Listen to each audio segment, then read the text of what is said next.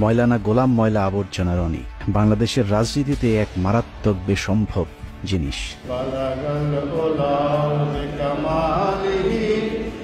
1967 সালে পয়দা হওয়া 57 পেরিয়ে 58-তে পা দিতে চলা এই স্বঘোষিত রাজনীতিবিদ এখন পর্যন্ত সিদ্ধান্ত নিতে পারেনি সে আসলে কোন দলের রাজনৈতিক মতাদর্শে বিশ্বাসী। আমি মনে করি মির্জা ফখরুল থেকে শুরু করে সবারই উচিত জয় বাংলা বলা, রাজি হতে চাই। সংসদে কোনো রাজনীতি বলতে কি সিংহাসনে বসা? যখন যেখানে সুবিধা পেয়েছে রনি সেখানে মুখ লাগিয়েছে, কিন্তু যেখানে মুখ লাগিয়েছে সেখানেই দুর্গন্ধ ছড়িয়েছে। যে কারণে তার মুখ যেখানেই লাগিয়েছে সেখান থেকেই তাকে অসম্মানজনকভাবে ভাগিয়েছে। বোবার যেমন কোনো শত্রু নেই, গোলাম ময়লা রনিরও সুনির্দিষ্ট কোনো রাজনৈতিক প্রতিপক্ষ নেই। কখনো বিএনপি, কখনো আওয়ামী লীগ, কখনো জামায়াত, আবার কখনো এন্টি জামায়াত। এ যেন একই অঙ্গে বহু রূপ, যে কারণে কারোর সাথে তার তেমন কোনো বিরোধ নেই, আবার বন্ধুত্ব ভেঙে যায় সুদীর্ঘ হবার আগেই। জন্ম থেকেই জ্বলতে থাকা রনিকে বাংলাদেশের নিষ্ঠুর রাজনৈতিক দলগুলো উষ্ঠা লাথির উপরেই রেখেছে। যখন যার প্রয়োজন হয়েছে গরিবের সুন্দরী বউয়ের মতো কাছে ডেকেছে, আবার পরক্ষণেই বিছানা থেকে পাছায় লাথি দিয়ে খাটের নিচে ফেলেছে। বাংলাদেশ আওয়ামী লীগ থেকে বেদনা, অপমানবোধ, লাঞ্ছনা এবং গঞ্জনা। কোনো একটা মানুষের পক্ষে বিএনপিতে যাওয়া এটা সাধারণ কোনো ঘটনা না। নেতা শব্দটি আমার জন্য প্রযোজ্য।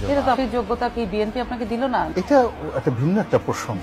সব দলের লাথির ছাপ পাছায় নিয়ে রনি এখন দিক বিদিক ছুটছে। স্থির হয়ে বসতে গেলেই ব্যথা তাকে মনে করিয়ে দেয় রনির কোন কোন জায়গায় ব্যথা। মানুষের শরীরে যখন ব্যথা হয় না, তখন নখে ব্যথা থাকে, আবার একটু পরে মাথায় চলে যায়। আপনার তো বয়স অল্প, এখন অত ব্যথা হয়নি। একটু পরে সেই ব্যথা 5 মিনিট মাথায় গালে চলে আসে, কানে চলে আসে। ব্যথা খুব দ্রুত সারা শরীরে ছড়াতে থাকে। ব্যথার এরকম যন্ত্রণা, সারা অঙ্গে এরকম ব্যথা নিয়েই চলছে রনির দিনকাল। কিন্তু প্রশ্ন হলো, এভাবে আর কতকাল? একটা জায়গায় তো তাকে থামতে হবে, না থামলে সবাই মিলে তাকে থামাতে হবে। কেননা রনি যে পাগলামি শুরু করেছে তাতে মনে হচ্ছে পাগলা গারদে যাবার ঠিক আগের স্টেজে আছে সে।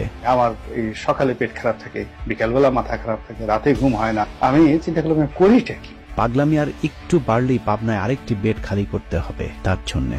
কিন্তু আমরা রনির মতো একজন রাজনৈতিক জোকারকে হারাতে চাই না, যে কারণেই তাকে সংশোধন করতে আজকের এই প্রতিবেদন। সহিংস আন্দোলনের নামে অবশ্যই পুলিশের অধিকার আছে তাদেরকে গুলি করে মেরে ফেলা, অবশ্যই। 5 আগস্টের দুদিন আগে চ্যানেলে টক শো শেষ হবার পর উপস্থাপিকার সাথে মানিকের যে অনাকাঙ্ক্ষিত ভিডিওটি ছড়িয়ে পড়েছিল সেটারও নাটের গুরু ছিল গোলাম ময়লা রনি। টক শো শেষে অত্যন্ত অশ্লীল ভঙ্গিতে রনি মানিককে বলেন উপস্থাপিকাকে একটু আদর করে দিতে। ভাই আপনি অনেক রাগ হয়েছে, আদর করে দেন।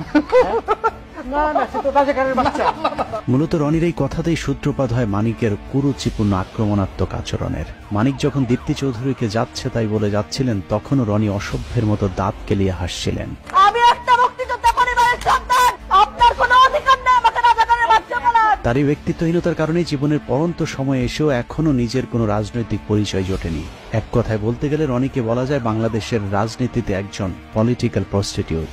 রাজনীতির মাঠের এই প্রস্টিটিউট কতবার কতজনের খাটে গিয়েছে সেটা দেখতে আমাদেরকে 2008 সাল থেকে রনির ঘাট বদলের ইতিহাস দেখতে হবে। জামাত আসলে একটা আদর্শ ভিত্তিক রাজনীতি করে। জামাতের যে আদর্শটা রয়েছে সেই আদর্শটা, সমপর্যায়ের আদর্শটা এই মুহূর্তে বাংলাদেশের অন্য কোনো রাজনৈতিক দলের নেই। ঠিক ওই পর্যায়ের কোনো আলেম, কোনো ওলামা আমাদের দেশে না থাকার কারণে জনাব দেলোয়ার হোসেন সাইদী সাহেব গ্রেপ্তার হওয়ার পর থেকে একটা বিশাল শূন্যতার সৃষ্টি হয়েছে। কদিন আগে রনির কথাবার্তা শুনলে মনে হতো জামায়াতের পটুয়াখালী জেলা আমির, কিন্তু এগুলো আসলে তার মনের কথা না। রনির মনের কথাগুলো শুনতে হলে 2010 সালে সংসদে রনির দেয়া একটি বক্তব্য শুনতে হবে। বিএনপি এবং তার সহযোগী জামায়াত ইসলামী, যাকে বলা হয় বাই বর্ন ক্রিমিনাল, অপরাধ করার জন্য যাদের জন্ম হয়েছে। এই বক্তব্য স্বঘোষিত বুদ্ধিজীবী গোলাম মওলা রনির যখন আওয়ামী লীগের সংসদ সদস্য ছিলেন তখনকার। আওয়ামী লীগের সাথে তার সংসার ভাঙে ইন্ডিপেন্ডেন্ট টেলিভিশনের সাংবাদিক পিটিয়ে জেলে যাবার পর। ইন্ডিপেন্ডেন্ট টেলিভিশনের সাংবাদিক পেটানোর প্রেক্ষাপটটা একটু আলোচনা করে আসা দরকার। আপনি যদি রনির উইকিপিডিয়াতে যান তাহলে দেখবেন রনির জন্ম ফরিদপুরের শ্যামপুরে, কিন্তু রনি এমপি হয়েছিলেন পটুয়াখালী 3 আসন থেকে। স্বাভাবিকভাবে প্রশ্ন আসতে পারে ফরিদপুর থেকে রাতারাতি পটুয়াখালী কিভাবে তিনি সংসদ সদস্য হলেন। জনাব গোলাম মওলা রনি, পটুয়াখালী 3। মাননীয় স্পিকার, আপনাকে ধন্যবাদ। লা ইলাহা ইল্লাল্লাহু ওয়াহদাহু লা শারীকা লাহু লাহুল মুলকু ওয়া লাহুল হামদ। রনির পূর্বপুরুষ ছিলেন নদী ভাঙন ফরিদপুরের চরের বাসিন্দা। রনির বাবা গ্রামে গ্রামে মাথায় করে তেল বিক্রি করতেন।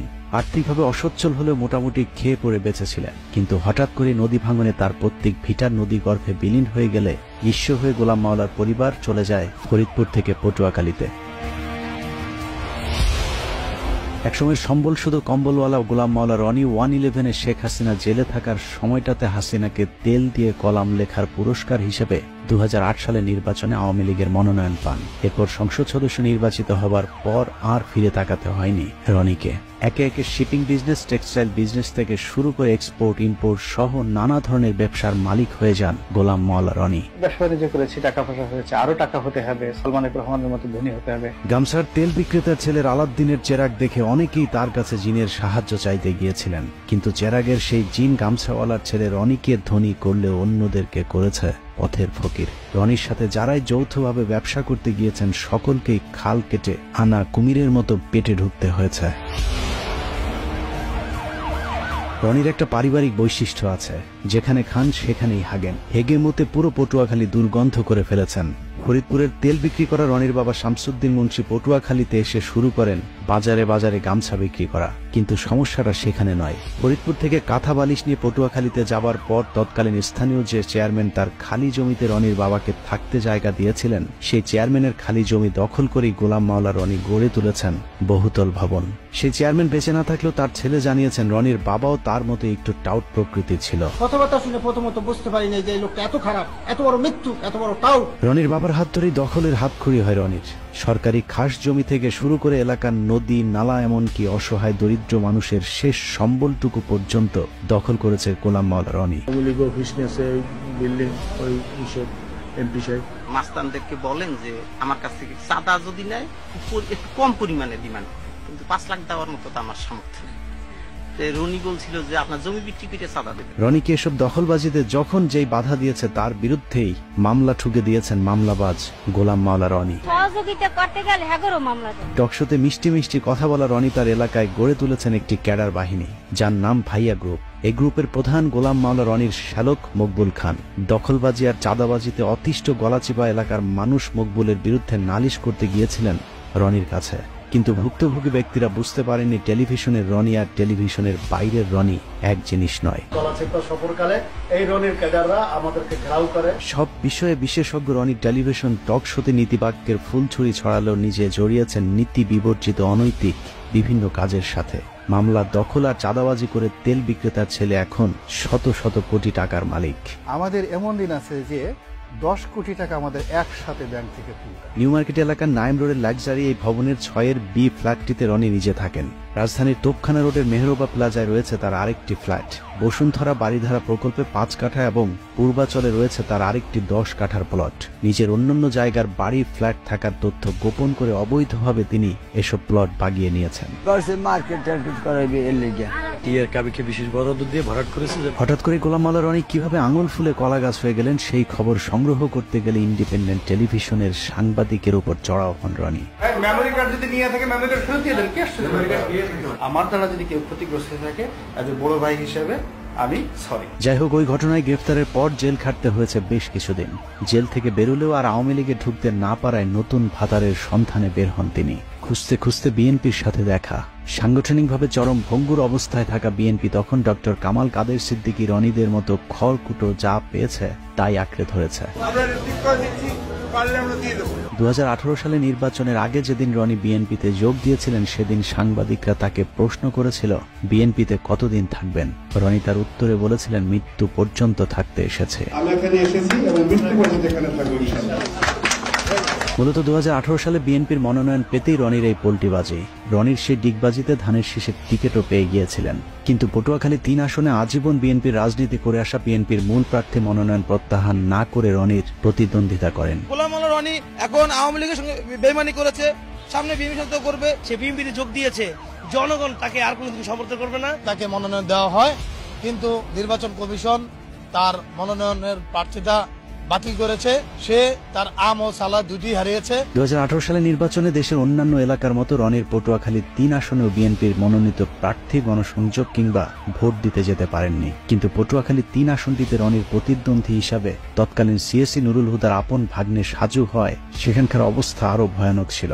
সকালে রনির স্ত্রী ভোট কেন্দ্রে যাবার পর আওয়ামী লীগের লোকজন তার গাড়ি ভাঙচুর ও মারধর করলে রনি আওয়ামী লীগ প্রার্থীর বিরুদ্ধে মামলা না করে তার প্রতিদ্বন্দ্বী বিএনপির বিদ্রোহী প্রার্থী ও তার সমর্থকদের বিরুদ্ধে মামলার নির্দেশনা দেন। গাড়িটা আগে থানায় নাও, থানায় নিয়ে এই সুযোগে মানে প্রার্থী সহ সবাই মামলা দিয়ে দাও। আচ্ছা ঠিক আছে, এটা কিন্তু আমাদের সুযোগ এবং সব জায়গায় টেলিফোন করে হাজার হাজার লোক থানায় ঘেরাও করে। তারপরেও সে সময় বিভিন্ন অনুষ্ঠানে গোলাম ময়লা রনি নিজেকে বিএনপির অত্যন্ত গুরুত্বপূর্ণ এবং নীতি নির্ধারণী পর্যায়ে নেতা হিসেবে দাবি করতে শুরু করেন। আমি বিএনপির একজন নীতি নির্ধারণী, অন্যতম নীতি নির্ধারণী ব্যক্তিত্ব আমি এখানে বলছি। অভিযোগ রয়েছে মির্জা ফখরুল ইসলাম আলমগীরকে 10 লাখ টাকা দিয়ে রনি রাতারাতি দল পাল্টে বিএনপির টিকিট পেয়েছিলেন। 10 লাখে মনোনয়ন কেনা বিএনপির গুরুত্বপূর্ণ এই নেতা 2018 সালে আওয়ামী লীগ আবারও ক্ষমতায় এলে আরেকবার ডিগবাজি দেয়। কিছুদিন আগে বিএনপির নীতি নির্ধারণী পর্যায়ের নেতা দাবি করা রনি বলতে শুরু করেন, আমি বিএনপির কেউ না, বিএনপির কোনো কমিটিতে আমি নেই, আমি শুধু ইলেকশনটা করেছি। আমাকে যদি বিএনপি নেতা বলা হয় এটা আমার জন্য অবমাননাকর, অপমানজনক, কারণ আমি আসলে বিএনপির নেতৃত্বে নেই। ওই অনুষ্ঠানে রনিকে প্রশ্ন করা হয়েছিল, আপনি যে বিএনপির নেতা না এটা আপনি কখন বুঝলেন? উত্তরে রনি যা বলেছেন তা অনেকটা সিদ্দিকের ভুল হয়েছে আমাকে ক্ষমা করে দেওয়ার মতো। রনি ভাই, এই কথাটা আপনি আগে এতদিন বলেননি কেন? প্রথমত এই জিনিসটা আগে আমার মাথায় আসেনি। 2018 থেকে 2024 রনির জীবন কেটেছে কুলহারা কলঙ্কিনীর মতো। জলে ভাসা পদ্মের মতো 5টি বছর কাটানোর পর 2024 সালে আওয়ামী লীগ যখন আবারও ক্ষমতায় আসে তখন গোলাম মাওলা রনি বুঝতে পেরেছিলেন আওয়ামী লীগ ছাড়ার কোনো উপায় নেই, যে কারণে 2024 সালে নির্বাচনের পর আবারও আওয়ামী লীগের খাটে যাবার চেষ্টা করতে থাকেন। আওয়ামী লীগকে তো সবসময় মিস করি, সবসময় মিস করি, মৃত্যু পর্যন্ত মিস করি। আর আমি যদি বিএনপির মন্ত্রীও থাকি এবং আওয়ামী লীগের যদি প্রয়োজন মনে করে তখন সেই মন্ত্রিত্ব ছেড়ে দিয়ে হলো আওয়ামী লীগের হাল। আওয়ামী লীগে আবারও পথ ফিরে পেতে বিএনপিকে নিয়ে নানা ধরনের ঠাট্টা বিদ্রুপমূলক কথাবার্তা শুরু করেন গোলাম ময়লা রনি। বিএনপি এখন সরাসরি মাঠের রাজনীতি না করে তারা দোয়াদরুতে মগ্ন হয়ে গেছে, ঝাড় ফুঁক তাবিজ কওয়াজে ব্যস্ত। কেউ কেউ বলে যারা জাদুটু নাও জানে, বানও মারতে জানে। বিএনপির যে গণতান্ত্রিক ভাবে তাদের যে অবস্থানটা ছিল সেটাকে তারা তাড়িয়ে সামনের যে জায়গাটিতে মিস্টার জো বাইডেনকে বসিয়ে দিয়েছে, মিস্টার পিটার ডি হাসকে বসিয়ে দিয়েছে। বিএনপিকে নিয়ে হাসি ঠাট্টা করে অবশ্য কোনো লাভ হয়নি, কারণ পুরাতন স্বামী আওয়ামী লীগের সাথে আবারও ঘর বাঁধার আগেই স্বামী পলাতক অবস্থা যখন এই রনি আবারও শুরু করে নতুন স্বামীর সন্ধান। আওয়ামী লীগ বিএনপির সব হারিয়ে ডক্টর মোহাম্মদ ইউনূসের তত্ত্বাবধায়ক সরকারের একটি উপদেষ্টার পদ পাবার স্বপ্ন দেখে গোলাম ময়লা রনি, যে কারণে মোহাম্মদ ইউনূসের নেতৃত্বে সরকার গঠন হবার পর এই সরকারের মেয়াদ নিয়ে রাজনৈতিক দলগুলোকে তাড়াহুড়া না করবার আহ্বান জানান। এই গণঅভ্যুত্থানের মাধ্যমে যে 17 জন ব্যক্তি এই মুহূর্তে দায়িত্বে অবতীর্ণ হলেন, তারা চমৎকার করে কথা বলেন এবং তাদের সবারই রয়েছে বর্ণাঢ্য ইতিহাস। তাদের সফলতা কামনা করা ছাড়া আমাদের এই জাতির দ্বিতীয় কোনো অপশন নেই। একটা নির্দিষ্ট সময় পর্যন্ত আমাদেরকে অপেক্ষা করতে হবে এবং ধৈর্য ধারণ করতে হবে যার যার অবস্থান থেকে। ইউনূস সরকারের পক্ষে তেলবাজি করেও কোনো লাভ হয়নি। প্রথম, দ্বিতীয়, তৃতীয় ধাপেও মোহাম্মদ ইউনূসের পাশে একটি চেয়ার না জোটায় রীতিমতো পাগলামি শুরু হয় গোলাম মাওলা রনির। চেষ্টা করলেও খুব বেশি আগাতে পারবেন না। নোবেল পুরস্কার পেয়েছে, তুমি তো শ্রমিকের টাকা মেরে দিলা, তাকে ডাইরেক্ট ক্রস ফায়ারে দেওয়া উচিত। রনির হঠাৎ করে সারা অঙ্গে ব্যথা শুরু হবার কারণ কি সেটা বুঝতে হলে জামায়াতের এক নেতার সাথে তার একটি ফোন রেকর্ড শুনে আসতে হবে, যেখানে তিনি পরিষ্কারভাবে বলেছেন শেখ হাসিনা পালিয়ে যাবার পর ক্যান্টনমেন্টকে সব দলকে ডাকলেও গোলাম মাওলা রনিকে না ডাকাতেই তিনি ক্ষিপ্ত হয়েছেন। সবাই তো ইউনূস সাহেবকে তেল মারতেছে, আওয়ামী লীগের গালি দেওয়া তো খুব সহজ একটা বিষয়।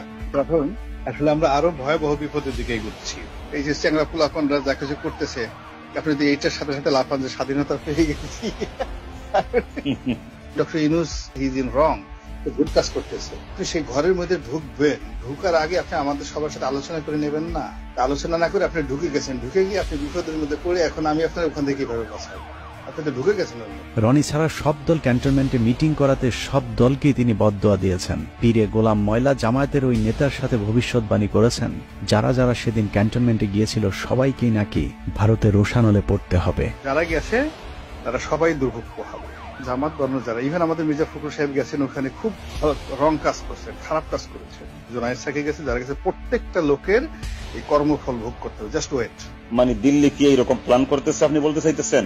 জি, এটা সেই প্ল্যান অনুযায়ী করতেছে। কারণ আপনি একটা কাজ করেছেন, সেই কাজের তো ফল আপনাকে ভোগ করতেই হবে। পরিস্থিতি যা দাঁড়িয়েছে, যে কোনো সময় 999-এ কল করে রনিকে পাবনার গাড়িতে উঠিয়ে দিতে হবে। Doctor Yunus is a famous and eminent economist, কিন্তু in the field of politics he is just infant, নবজাতক শিশু, 3 মাসও টিকতে পারবেন না। নিজের ফেসবুক, ইউটিউব থেকে শুরু করে টেলিভিশন টক শো সবখানি যেন রনির টার্গেটে পরিণত হয়েছে ডক্টর মোহাম্মদ ইউনূস।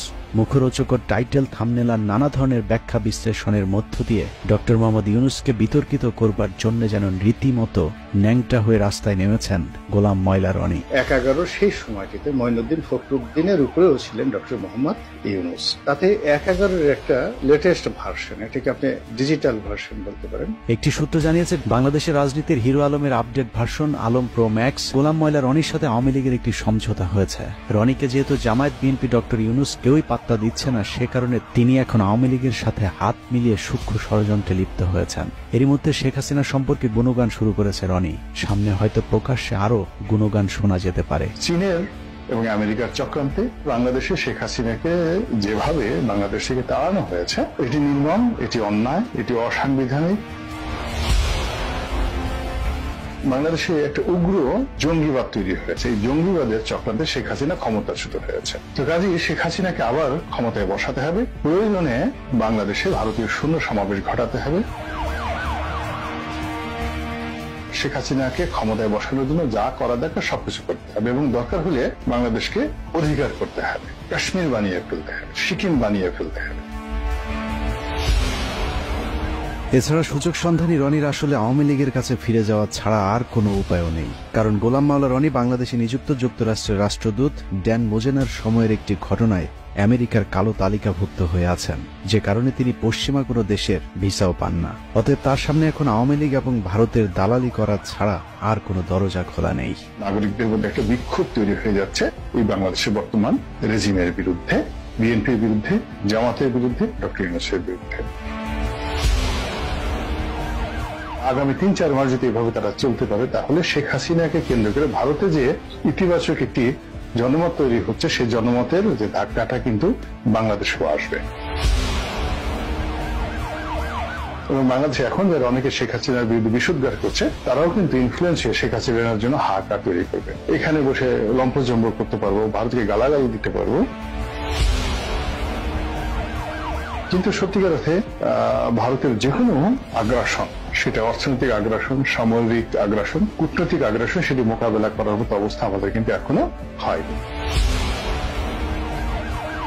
সব মিলিয়ে গোলাম ময়লা রনির আসলে নিজস্ব কোনো ব্যক্তিত্ব বা চরিত্র নেই। কোথাও মাওলানা, কোথাও আওয়ামী লীগ, কোথাও কৌতুক অভিনেতা, কোথাও সাংবাদিক। অনেক রক্তের বিনিময়ে অর্জিত ছাত্র সমাজের প্রতিনিধিত্ব করা এই সরকারের বিরুদ্ধে বিষোদ্গার না করে রনির আসলে সিদ্ধান্ত নেওয়ার সময় এসেছে। তিনি কি আওয়ামী লীগ করবেন, নাকি বিএনপি নেতা, ইউটিউবার নাকি কৌতুক অভিনেতা, মাওলানা নাকি ময়লা আবর্জনা? আমার নিজস্ব চ্যানেলে 1 কোটি লোক প্রতি মাসে বক্তব্য দেখে। এখন বিএনপির বলেন, আওয়ামী লীগের বলেন, find me one single leader বাংলাদেশের যে গোলাম মোল্লা রনির মতো একটা কলাম লেখেন, তার মতো ইউটিউবে একটা বক্তব্য দেন। রব্বানা আতিনা ফিদ দুনিয়া হাসানাতাও ওয়া ফিল আখিরাতি হাসানাতাও ওয়া কিনা আযাবান নার। দ্রুত সিদ্ধান্ত নিতে না পারলে রাজনৈতিক দলগুলোকেই তার ব্যাপারে সিদ্ধান্ত নিতে হবে। সুস্থ রাজনীতির স্বার্থে গোলাম ময়লা রনির মতো ময়লা যত দ্রুত পরিষ্কার করা যাবে, তত দ্রুতই দেশের রাজনীতি আবর্জনা মুক্ত হবে।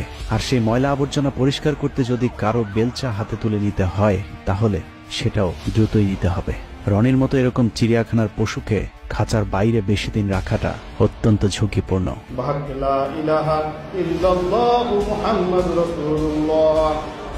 আল্লাহ হাফেজ।